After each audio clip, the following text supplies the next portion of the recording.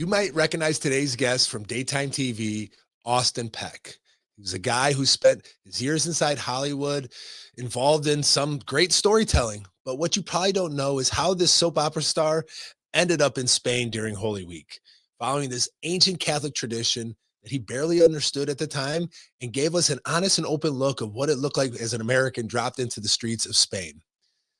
Austin just helped release and host this new mini series called Discover Tradition from those who brought you Mass of the Ages, these beautiful movies about the traditional Latin Mass. And Discover Tradition, instead of putting him on a set with scripts and bright lights, they literally just dropped him into the streets of Seville and other Spanish cities, surrounded by some of the most beautiful processions the world has ever seen, with chants echoing in these narrow alleys and generations of families who for centuries have been processing in these streets during Holy Week, the same way they've done for a very, very long time. And something happened there, not a lightning bolt and not a movie, just a moment of shift through the quietness. There was a curiosity in Austin who wanted to get a deeper understanding of these deep-seated traditions that have been rooted for centuries and centuries. In this interview today, we talk about that journey and how he went from this Hollywood career in soaps to becoming an evangelical, and then how he was led to the beautiful tradition of the Catholic faith.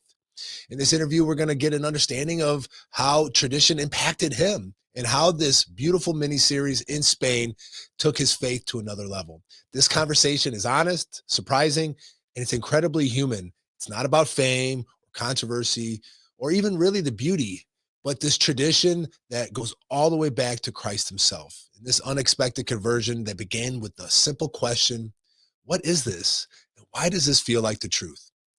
Stay with me. You're not going to miss this interview with Austin Peck about Discover Tradition.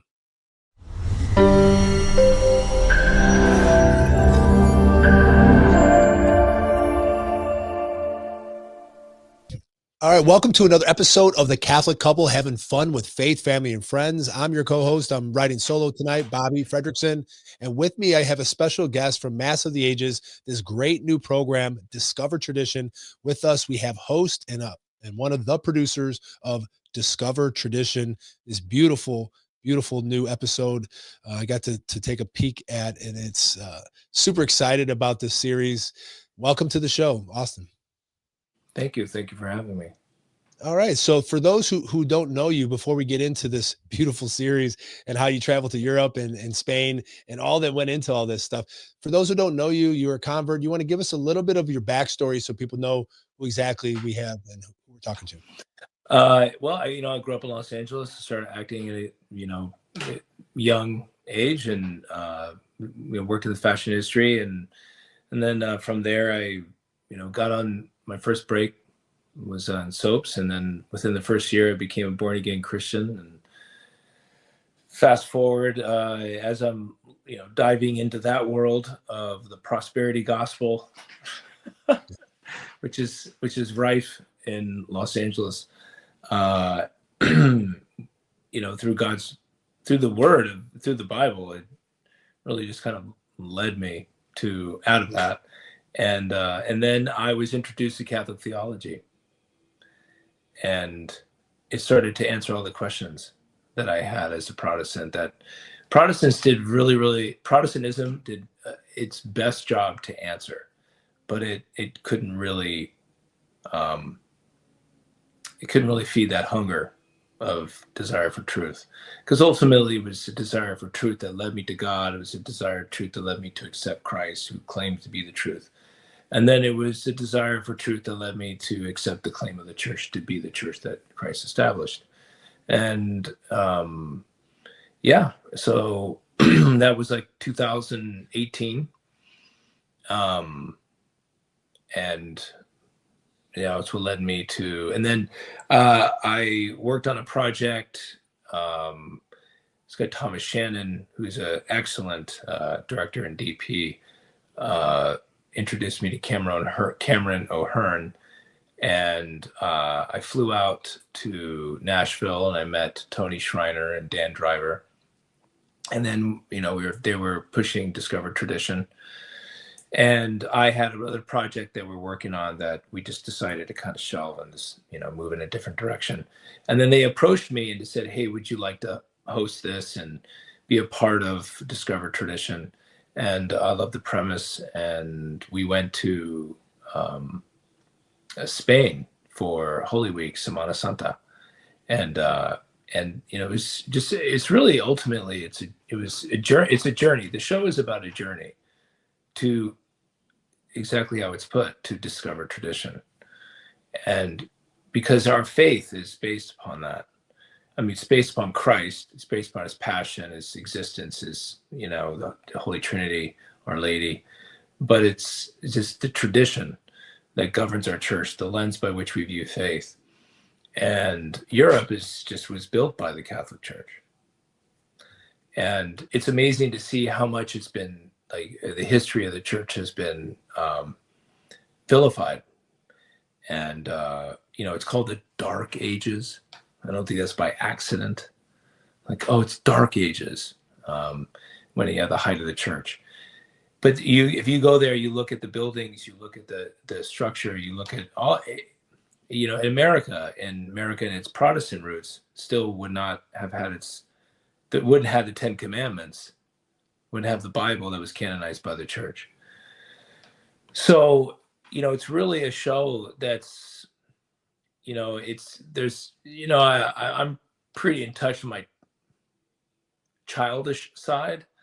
So I approach it with a kind of just real wide-eyed and bushy-tailed, very much like, I'm an American, I'm an alien. And that's not an act, because it's the way it is. I've traveled to Europe quite a few times, but in the capacity of being there as a Catholic, it's completely new to me. I mean, I've been to Rome 5 times. I never went to the Vatican, and here I am in Spain during Holy Week, watching the culture celebrate it. It was very eye-opening. Yeah, there's a big difference of traveling, like tourism, versus like what it seemed to me like a pilgrimage, basically. Obviously, during the holiest time of our faith, during Holy Week, to see how these different cultures have preserved these traditions for hundreds of years. So you want to speak a little bit into that. So I'm sure, if people they're going to hear you talk about it, they've seen these images. They're famous kind of images, kind of provocative things that they wear. But you want to speak a little bit into, like, you mean the KKK hats? Yeah, they look like KKK uniforms. that only means something to Americans. And that, yeah. But I did talk about that. I did. But I'm sure there's a mocking somewhat of the, because, the early Ku Klux Klan, they definitely did not like Catholics. That's for sure. In America, they were definitely part of the enemies that they did not like: Catholics, Jews, and of course, Southern blacks was a big deal. So I don't know if it came from that. I honestly don't know. I do know they're called Nazarenes, and I do know that it's about humility. It's about anonymity, but ultimately it's not about you. It's about Christ and his passion, and that each city has orders, some small, some big, some young, some old. And they range from members in the number of hundreds to tens of, like 10,000, over like 15,000, right? Like in Grand Poder and Seville, which is one of the largest and oldest ones. And they have these processions that go out through the cities, and each one has its own style, its own vibe, and they're very powerful. And I suppose it for the Spanish, because I do know that they do suffer from a lack of actual practicing the faith, because they struggle with a lot of the same modernistic kind of hedonistic liberalism that is kind of promoting worldly ideas. But everybody comes out for these processions. One in particular, Grand Poder in Seville, starts at their basilica. They have their own basilica, and their floats, we do highlight, and their floats are hundreds of years old. The craftsmanship and the beauty and the woodwork and the metal, and is really second to none. And so each float is one is of Our Lady as the Queen of Sorrows, and the other one, and she's adorned, which is beautiful. And the other one is of Our Lord carrying the cross. That's Grand Poder. But each one has a different moment of Christ in his passion. And at 1 o'clock in the morning, you have a courtyard. It's 1 o'clock in the morning. I don't know about you, but I go to bed pretty early. So 1 o'clock in the morning. It's like 8 o'clock. I start getting tired. Yeah, I'm like my kids, go to bed, to bed. And 1 o'clock in the morning, it's packed. It's thousands of people, and the lights turn out. And within 3 seconds tops, it's silent. The only thing you can hear are coughing. It's completely silent. And it's an 1.5-hour procession where people are sitting there in silence, watching another person in a black robe carrying a cross, carrying a candle, walking. I'm like, this isn't just entertainment. This is, I know it's entertainment, but it's not, it's more than that. It's connected to their identity. And as a Catholic, I felt envious. I felt like, to be immersed in this. But what the people actually believe or practice, I don't know that exact percentage. Did they actually welcome you into these to this celebration? Some of it seems joyous, some of it seems somber. Seems like there's a balance between singing and crying and chanting and the emotion of Holy Week. There's so much ups and downs. We see the beginning of Holy Week where Jesus is coming into Palm Sunday and they're cheering him on and Hosanna in the highest and let's crown him king. And just a few short days later they're ready to crucify him. But in between you have the back deals, you have the Last Supper, which is a joyous occasion where Jesus gets to spend his last meal with his friends and shows them what it means to be a disciple, and the Eucharist and the priesthood, and showing us what service looks like by washing his feet and all those awesome things. There's such a roller coaster of emotions during Holy Week. And I can only imagine being somewhere, being on basically pilgrimage to enter into, watch these other people in their culture for you, like as a convert myself, I'm like rediscover, like some Catholics are rediscovering it. Like I'm discovering it for the first time. The first book I read when I became Catholic was Rediscovering Catholicism by Matthew Kelly. I'm like, well, I'm just discovering it. So I just read it for the first time. So that's the beautiful thing with that. There's so many stories and so much history within our faith. It's like, we have to just discover it, because there are people and communities who are holding on to this beautiful tradition.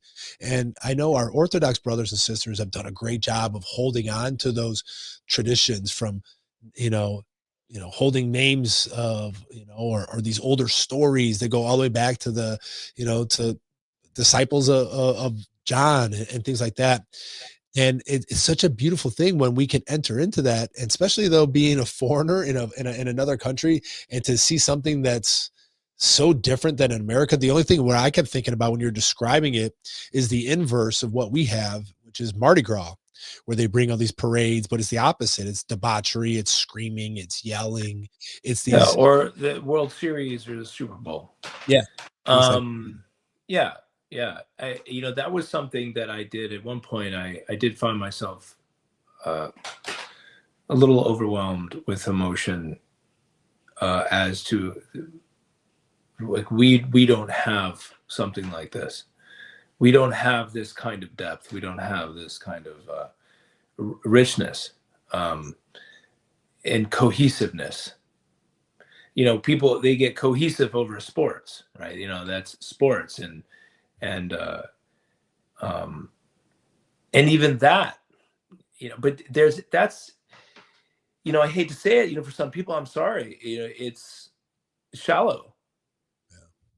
Yeah. I mean, my grandfather played professional football and baseball, right? So he played for the Redskins, the Colts, the Eagles, and the A's before they moved out to California.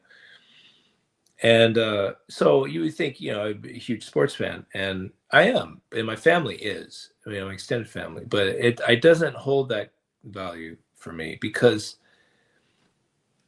I think the more I've grown in my faith, the more I start to see behind the curtain. And then also coming from being in the entertainment industry, coming from it, you like when I watch things, I see things, like, oh, you see that edit, look at my wife, you see that edit, you see that, you catch that line, right? So being there and seeing these people, like, this is something they do for a whole week. I mean, there's at 1:00 in the morning watching this procession for an hour and a half. It was an hour and a half, right? Silence. And then it was over. And then they were up. We went out again at 6 a.m., 7 a.m., 7 a.m. And it was like nobody went to sleep. There's still processions from different orders going on. That procession itself was 7 to 8 hours, right? And it's all night. And you realize, like, this whole thing, what are they looking at? They're looking at these processions of people carrying crosses and candles and images of our statues of Our Lady and of Christ in one moment of his passion. There's a line in, it's art in the streets. And it is exquisitely Catholic, unapologetically Catholic. And, Spain has got a tremendous history. I mean, they were ruled by the Moors for 800 years. So you have the architecture there, which is Moorish, and, it's Catholic Spanish. I mean, the richness is there. And one of my desires for the show is to inspire Europeans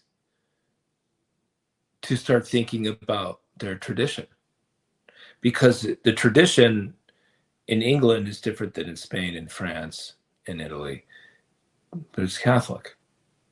It may have some Protestant roots here, like especially in England from Henry VIII, but it's Catholic. And I'm like, how's it working out for you guys? Right? How's it working out? It's not really working out well for you. No, because why? Not. Because you're forgetting your identity. You're rejecting the very thing that made you, trying to replace it with something else. And what is being replaced with is you're becoming irrelevant and pushed aside. You're disappearing. Number one, you're not having kids. No. You're not having kids, and that's because you've lost your faith. You're letting in people who are antithetical to your faith, to your history, and don't respect it, don't care. It's not about xenophobia. So you don't let somebody, it's like, hey, by the way, you have a nice home. I don't recognize you're the owner of the home, but I'm going to come in and I'm going to sleep in your bed and eat your food and use your bathroom. Oh, no, you're not.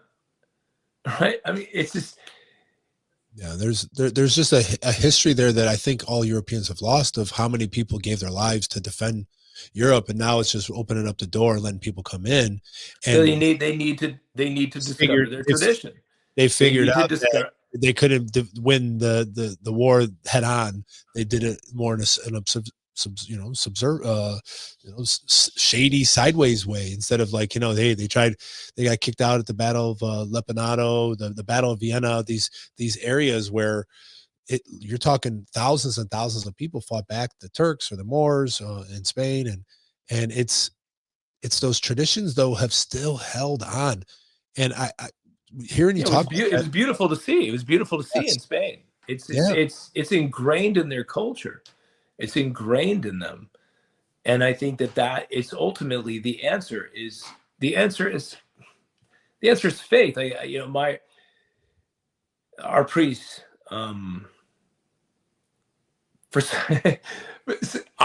Yeah, he's my spiritual father. I love him. Like, I can't, it's not even words that I have. And he frustrates so many people sometimes. He's like the best priest ever. And but his answer is, what's your prayer life? Right? He's like, what's your prayer life? What's your prayer life? And it's like, people are like, what's something, like, give me something to read, you know what I mean? What's your prayer life? And it comes down to something that simple. And that it's the answer is, it's the faith. It's the sacramental life. It's the faith. Yeah, and a big difference, I think, too, that, you know, you were talking about, it's kind of like the World Series, but the difference between our faith and these traditions is it's something that we get to actually participate in. If you're a fan of a team, we always hear like, "Oh, we lost on Sunday." Like, well, you didn't play. Right. You're in the fan. Yeah, You're in the stands. You're an innocent bystander, but what we're called to be active participants in the right. in the prayer life. We're actually part of it. We're on the field. That's right. You know, we're in it. Like, that's the thing that's so different. It's like, even though maybe half of those people are cultural Catholics and they're doing it because it's tradition in a way that, you know, some people celebrate. Like, I celebrated Christmas, and, you know, we never talked about Jesus. It was about getting presents and being with family. You know, Yeah, so me too. Growing up. So some things, you know, that can help hold it together, and then, you know, participating in it, then God's timing it, you know, and the Holy Spirit can help guide them into this deeper mystery about what's actually going on and participating. I mean, Holy Week, you know, there's going to be miracles going on. There's all kinds of things going on. So at least that they're holding strong, you know, to those traditions. You know, that word tradition gets such a bad rap from our Protestant brothers and sisters who think it's such an evil word. Like, you Catholics have that tradition and we got the Holy Scripture. It's like, well, St. Paul says You know what? Let me. You know what? Probably. Hey, listen. I was 25 years. You know, I can talk about it, and I'm unapologetic. Listen, Protestant are in every way, shape, and form 100% about tradition, except the tradition is their own. Right? They don't want to accept it. Same with rituals. They talk bad about rituals. Their own, and they have their own rituals. They have their own hierarchy. They have all the same things that they say that we have, as they just have their own. They just don't like ours. Right. You know, it's like, oh, I read this book, you know, and we did this thing, and now we're doing this Bible study where we do these processes and things, and we're going to interpret the scripture through this particular lens. That's tradition. Yeah. I just want to hear it. They don't want to hear it. And the reason why is because they don't want to bend the knee. It's handed on down. It's just handed down. That's what the word tradition means. Literally means handed down. And their faith has been handed down just like ours, you know, but that's the beauty, is that we can trace our lineage all the way back to Christ. You know, one of my favorite lines is Acts 2:42 says that the disciples dedicated themselves to the breaking of the bread, the apostles' teaching, and praying and in fellowship with each other. It's like, that's the 4 pillars of what we are called to do. That's the 4 pillars of the catechism. It's like, literally the apostolic tradition. Like, there was no Bible for the first 380 years. So how did they learn the faith? The tradition was handed down. That, you know, the apostles, they put their hands on their successors, and then they took what they knew. 99% of people couldn't read if there was a Bible. 99% of the people couldn't afford it if there was a Bible. A Bible would cost $10,000 in today's money.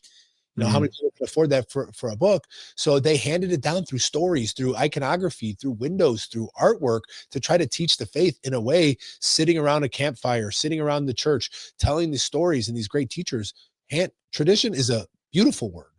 Like, some of my favorite memories in my family is creating traditions within my family. Like, it would be not these serious ones like Holy Week, but, you know, hey, Christmas morning, my wife makes French toast. On Halloween, we do prayers for the dead. My kids usually dress up as saints. She makes chili. It's like, it's these same things that we do. We have a candle with all of our friends who passed on there. We light it. We pray for all them. Like, we have these little traditions that, looking back, hopefully my kids will do something similar with their kids. And that's a beautiful thing that ties us to, you know, my childhood, the way that I did things. And it's a connection to our ancestors. It shouldn't be a bad word. I don't understand why it's, you know, really just took on this whole meaning of like, we're trying to cancel what it says in the Bible. Well, I think because it comes down to ultimately the theology of Protestantism, which is to protest. So what are you protesting? You're protesting the authority of the church. So that's what it comes down to. It comes down to not. I mean, my journey of coming into the faith was a 15-year one. I really resisted, and I resisted because ultimately I didn't want to be held accountable to the authority, because I either didn't understand it, or I was resisting it for one reason or another. Being obedient's tough. Yeah, it is. it's hard. It's a lot easier to think I'm the king and I can interpret. I can do it with the way I want to do it. It's hard. It's hard. It's very really hard. Difficult. It's difficult. I mean, there was scripture. It was difficult for me to understand, which it was just like, when Paul talks about if where we believe in is wrong, then we're to be pitied above all people. I'm like, I mean, the world in Protestantism, I was like, you have your cake and eat it too. What are you talking about?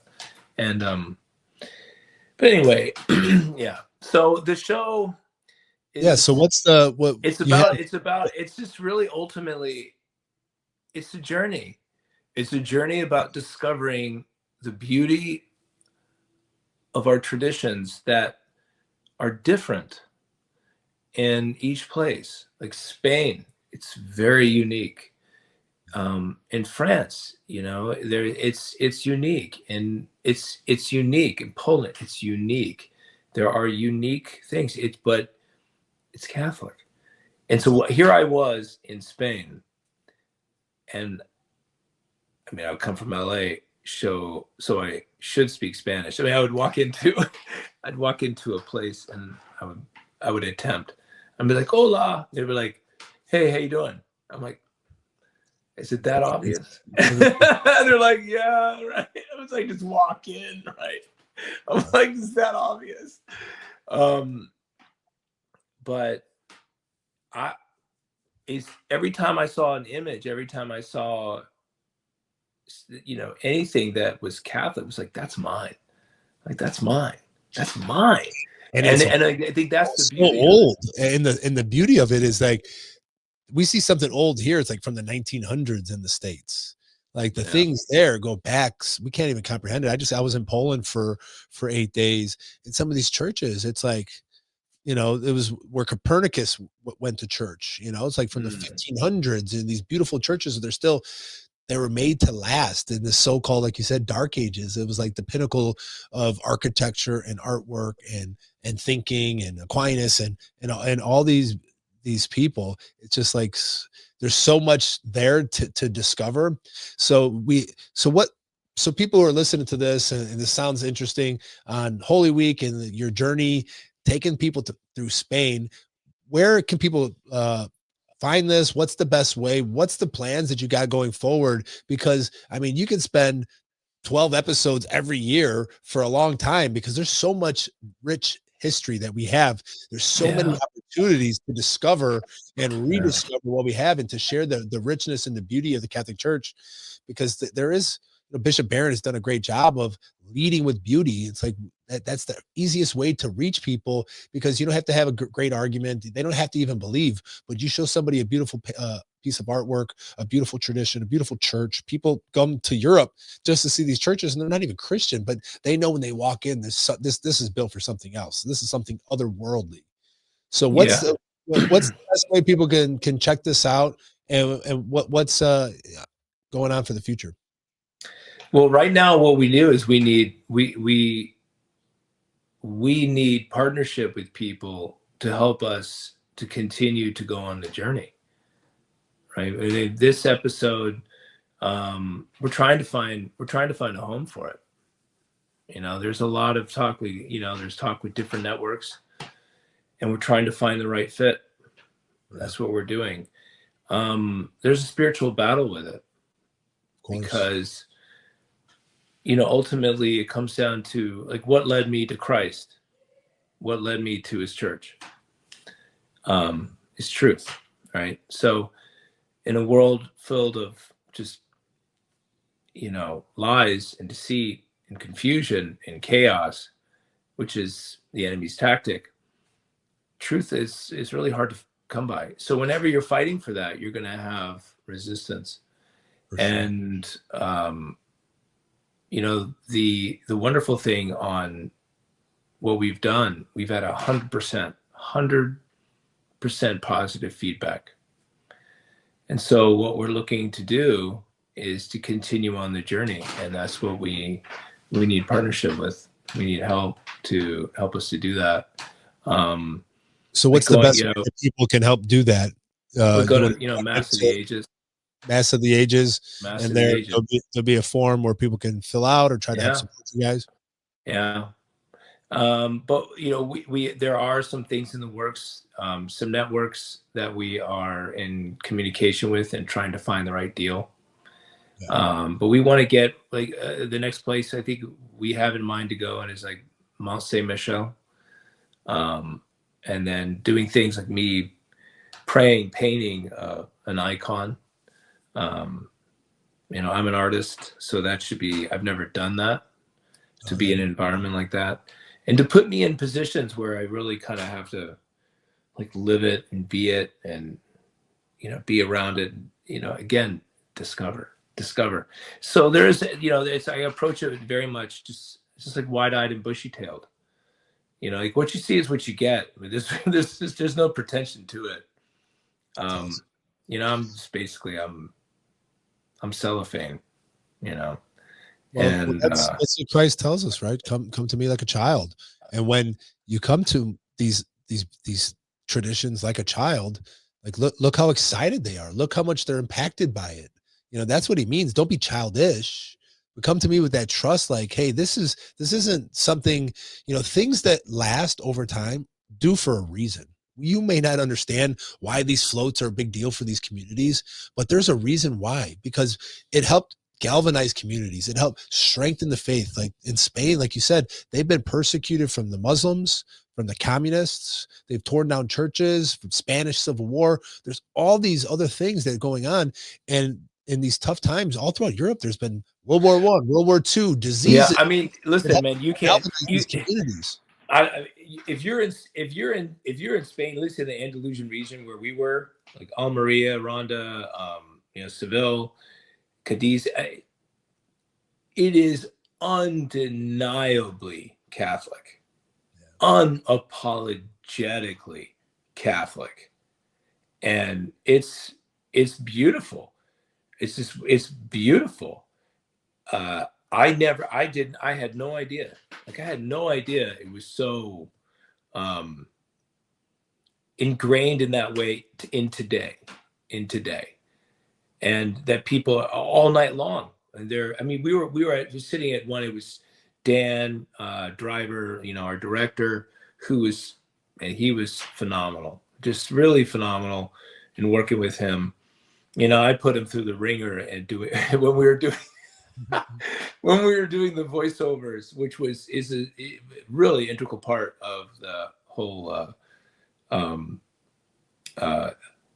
episode, and he had to direct me. And you know, I'm learning him, he's learning me, and he taught me a lot. It really taught me a lot, and he heard things that I couldn't hear, and so we really had to come to an understanding. But at one point, I just like turned into an animal, and you know, we had that Christian charity kind of flowing. Yeah, right. But it was, you know, it was me, Dan, and Tony, and we were sitting at a table, and we looked to the right of us, and there was these three boys. It's like, I don't know, maybe 12 o'clock at night, right? You know, and there was these three boys playing like soccer with a Coke can. And it was just, I don't know, it was something so small, but I'm like, that is so cool. You know, they're dressed up. They were dressed like little tie and like shorts and their shoes. They were all dressed up nice. Everybody was dressed up.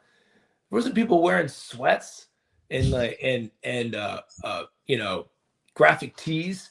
Everybody looked sharp and nice, and these kids were just playing soccer with a can. I was like, that. I wanted to get up and play with them, but then I look like a big creep. So, Well, Yeah, it was a it's just such really, sounds like such a beautiful experience. it was It's really just cool, right? And seeing these processions. One of my favorite thing was processions. Some of these floats are hundreds of years old, and they weigh like up to 2 tons, right?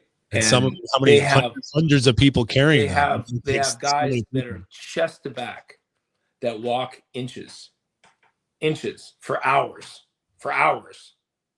right? With this thing. And there's like 30 guys carrying this thing. And they put it down every like 50 feet. And they do this, they can't see. They can't see. And they do this knock thing, this thing that comes down and go pow, pow, pow. And the thing goes, phew. And for some reason, that was my favorite part, was watching them pick it up. And then you have like Our Lady, she's all adorned and she's got tears coming down her eyes, right? And she's wearing this amazing, beautiful, ornate, like dress, cloak, and crown, and there's these like 100 candles in front of her, and it's just silent. And then as it goes by, people are reaching out and just touching the float, just touching it and looking up, right? And it's just, there's nothing like that we don't have anything like that. And Yeah, it's part of their it's is part the of their inverse. identity. It's just the inverse, the Mardi Gras, because they have those parades and they have those same crews. Because I've been down to Mardi Gras in New Orleans, and these people they spend a ton of money. They have these traditions where they have these crews that have these floats, and they get to belong with one of these crews that's like $20,000-$30,000. They spend a year building these floats, and people are trying to touch them, but it's like a reverse, and that's Mardi Gras is part of our faith, but it's like an inversion of Holy Week. It really is. It's an upside down version. It's like this carnival that we indulge before we head into Lent. And then Holy Week is obviously the culmination of, hey, the holiest time of the year, where these people are spending these hours processing and kissing and praying and just coming together as a community. I think that's the biggest thing of what that does, especially these cities, because in America, let's just be honest, we don't have too many events that bring communities together. We're so separated. The churches used to be the center of the community. We used to have all these events going on. And for something like that, and it can seem silly from the outside if you're not you're not Catholic, but you see what it's doing. It's unifying communities. Thousands of people are coming together and worshiping God, but also being with the way that Jesus wanted us to, with our brothers and sisters out there doing it together, not so isolated in our houses. In America, especially post COVID, it's like people are very isolated, and we need to discover these traditions that help bring us and unify us and bring us back together. That's why I love the new tradition that's really a big deal again in America, is these Eucharistic processions, because it's bringing out, it's very similar. Obviously, it's not as old, and the monstrances are a little bit old, but bringing New York City's been doing it now a couple years in a row, where they're marching down, down Times Square in Manhattan, and they're processing with the Blessed Sacrament. Like, let's discover or rediscover our own here in America. Like, we may not be hundreds of years old, but we can do things to bring the community out together, to show a public face of like, hey, we worship Jesus and we're not scared of it, and we're going to be front and center. We're going to be out there, yeah, hey, you have your parade for whatever, the LA Dodgers or whatever, they just won the World Series, but we're going to praise Jesus out in the public, and that helps galvanize the community, brings people together. There is something about like you said, about a procession, and especially if it's the Blessed Sacrament, and it's being in our church goes around the block, for especially at Christi. Corpus Christi. There you go. And yeah, it has an impact on. How can it not have an impact on the people around? They're seeing something foreign. A church should be something otherworldly. it should be different. It shouldn't be, I think church should be a respite from the world that you are experiencing every day. Yeah.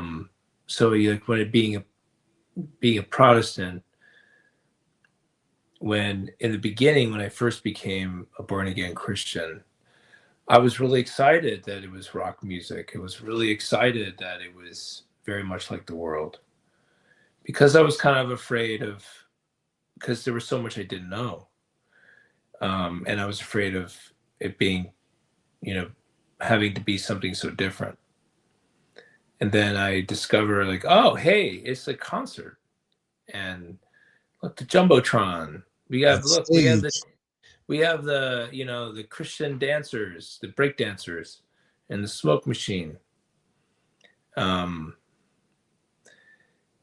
then the more I dove into my faith, the more I realized, I think church should be different.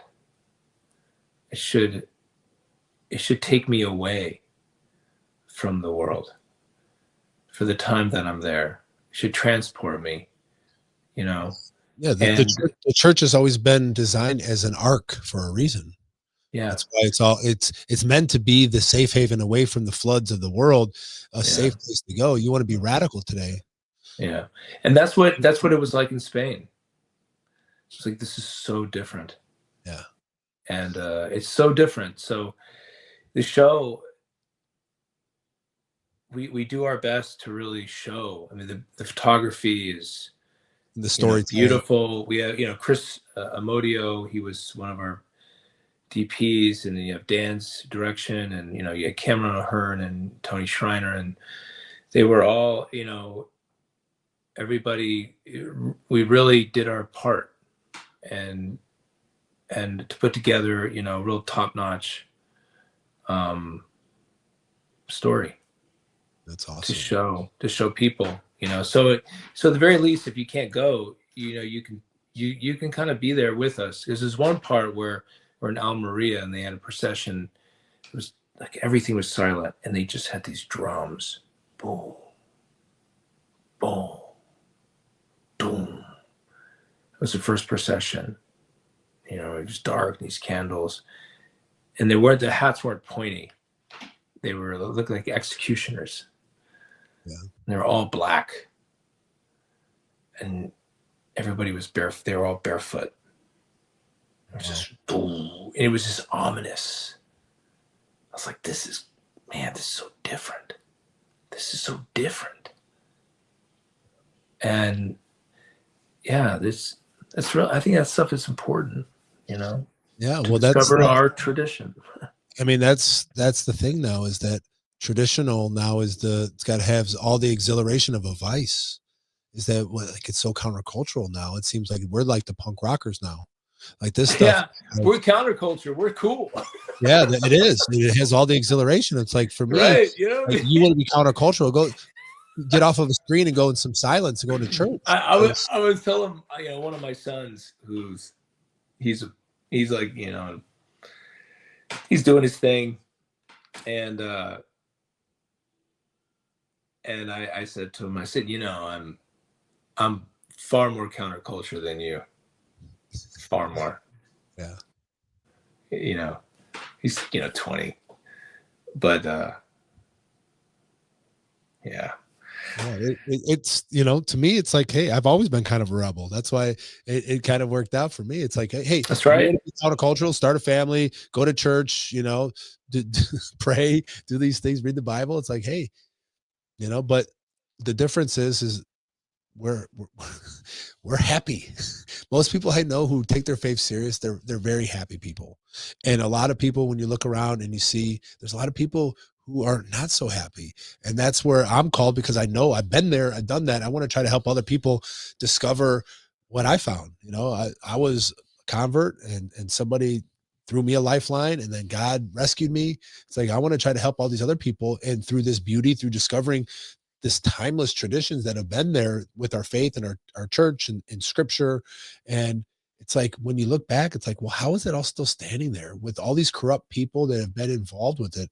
It's only one explanation, is that God has to be holding it all together, or it would have crumbled from the very beginning, from when Judas betrayed Jesus to the corrupt popes and the Muslims coming in, to the communists, to Napoleon, to Hitler, you name it, and the church is still standing there. And it's our job to rediscover our traditions, to discover those traditions so that we can preserve them for the next generation. That this is something that needs to be upheld so we can share the faith, because there's such beauty in it, and there's so much richness, and there's such a mystery to it that helps us kind of grow a little bit deeper in the mysteries of the liturgy, because it is it's some of the things in our tradition, they're so wild and outrageous, but they when it's done and you get to experience it, it's like, man, it really can draw you closer to Christ. Yeah, yeah. They've done a really good job. I think the enemy has done a really good job at trying to convince people that something like tradition and conservatism is like bad. When I'm like, I want to go the other. What's the alternative? Is what's the end goal? Complete and total chaos. Yeah. So if you don't preserve the tradition and conservatism, so conservatism in the socio-political economic sense is about conserving what has worked, what is good, what is foundational, what has worked. It's not about not changing what doesn't work. It's about what works. Let's keep that. And tradition is the same thing in our faith. It's about preserving its foundation. What works? What works? Like, once it's a dogma, that's part of tradition. This works. This is unchanging. Why? Because it's true, because it's good, because it's edifying, because it's loving, because it's strong. So the enemy has done a really good job at trying to convince people that those two things are bad, and that people want to fit in with the current culture. So they're willing to just, ignorantly, naively kind of just turn away from these things that are ultimately good to replace it with something that they don't really consider what's the end goal. Like, what's the end goal here? Like, where is this going? And again, that's what I think the show is about. It's about discovering what is our tradition, what is good, what is beautiful, what is right, what is just, what is loving, and what should ultimately bind us together. Because Catholic means universal. So it's like, where it is in Spain is different than in France, different than in England, different than in Italy, but it's universal. And at the center of it is our faith, and that's where we should kind of come together as Catholics, and to realize what we have, the richness that we have, like the richness that we have, and to have positive, good, healthy pride in that. Like, that's good, and let's stand on that, and support. So hey, that's what we need. We need more support to we tell hear the story, and hopefully to wake some people up in a positive way, because the show is positively bent. It's just positively bent because, I'm on like a childlike journey, and just like, I'm just here, like, experiencing this for the first time. There's no pretense. And help us give this to you. We need to support artists who are creating this kind of content. We hear so much. There needs to be more Catholic content. There needs to be more good Christian content. There needs to be more. Well, the only way that we can support there needs to be more good Catholic content. And this is good. I mean, you guys had the pedigree, the first 3 of the Mass of the Ages, so you built this brand of quality, and beautiful artwork, beautiful storytelling in this arc, and I'm excited for this project. So get out on massiveages.com, support this new endeavor, discover tradition. We don't want to just say, hey, we want more of this. The way to do that is to support, and if that means if you got some extra money to help support that, do that. Obviously pray, But if you want to see more of this, then you got to put your eyeballs on it. You got to watch the videos when they're on YouTube. You got to go on their Instagram, follow them, share, help get that word out. If you can't give financially, there's other ways that you can help get the word out that maybe somebody else who's going to watch this, whether this podcast, share it with somebody else that maybe they got some extra money that they can really want to be a partner because they feel passionate about it. But if we don't put our money where our mouth is, we're not going to see good quality Catholic content if we don't do what everybody else does. They judge it, unfortunately, is by you need money. It takes money to create these things, unfortunately. But it takes money to keep the lights on. And you know what? The Crusaders, guess what they needed? They needed food and weapons. They needed a whole logistical support team for them to go and do what they needed to do. And so that's what it's about. It's really about a logistical support team that comes together under a common cause to crusade against what is happening to our faith and ultimately what is happening to our society, which affects us all. Amen. Well, thank you so much for taking the time and coming on the Catholic Couple podcast. I'll share all the links in the description. If you want to find out more on how you can support Discover Tradition from massoftheages.com. We would really appreciate it. I want to hear from you about this episode. Did you find this interesting? Have you ever heard about this Holy Week celebration in Spain? Have you ever been to Spain and seen this yourself? We want to hear from you. Share in the comments. If you like this video, make sure you hit that subscribe button. So every week when we release a new episode, we have a lot of interesting guests and some great guests upcoming. So you're not going to miss the next couple that we have coming. So we appreciate you. God bless you and have a beautiful night.